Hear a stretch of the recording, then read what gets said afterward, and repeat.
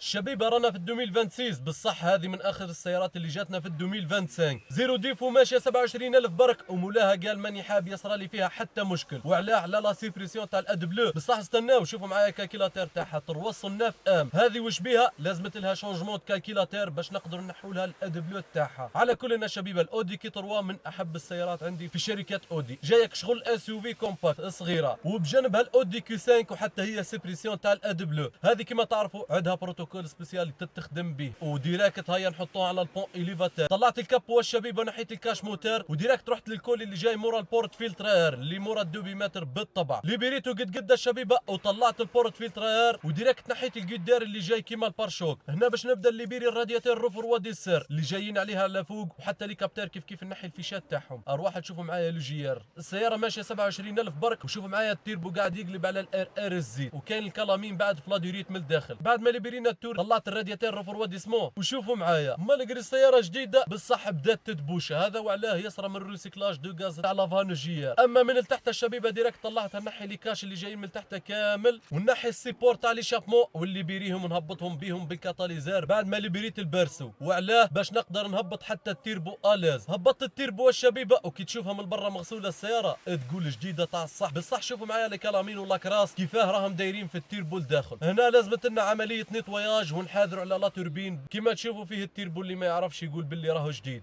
والار ار ثاني كيف نقيناها البيان تاع البيان، وهكا باش السياره ما تشكيش من التيراج مستقبلا طول. عودنا اصومبلينا التيربو والشبيبه وحطيناه في بلاصتو قد وحطينا الفارياتير في بلاصتها، وفكسينا السوبابا تاعها. بعدها رجعنا الكولي تاع التيربو حطيناه في بلاصتو وفكسيناه كوتي ايشابمون حاجه باينه. نرجعوا ليشابمون تاع السياره من التحت. بعدها رجعنا الكاش موتور الشبيبه وفكسينا الار ار اللي جايه من الفوق. راح نسبريموها الكترونيك وسبريميناها ميكانيك باينه. نرجعوا الفيشات تاعنا والتيوات كامل ونجيبوا فلتر اير جديد امبورتيوه في بلاصتو، ونرجعوا البورت فلتر اير حطيناه وحطينا الدوبيمتر تاعنا. رجعنا ليكاش كامل والقدار، وهكا كملت عمليه لا سيبريسيون الميكانيكيه. طيب وراح نبدلوا الكالكيلاتير فيرج الشبيبه. في الحاله هذه وش لازم نونكلينيو نهزوا كامل لي دوني تاع الكالكيلاتير القديمه، الكيلومتراج، الكوداج، المفاتح، نيميرو تشاسي، كل شيء في السياره راح يبقى نفسه في المموره جديده. والعمليه هذه اكيد راح يستفيد الكليون من ضمان مدى الحياه عندنا هنا في ورشه العلمه. بعد ما كملنا عمليه البروغراماسيون الشبيبه الالكترونيه حذف هذا النظام، صاحب السياره يتمشى على روحه وما يزيدش يخزر موراه. مرحبا بكم في العلم. هذا هو الرقم تاعنا 077 821 821. اذا كانت علينا شويه لا شارج رانا على الواتساب ديسبونيبل في كل وقت، ومرحبا بكم.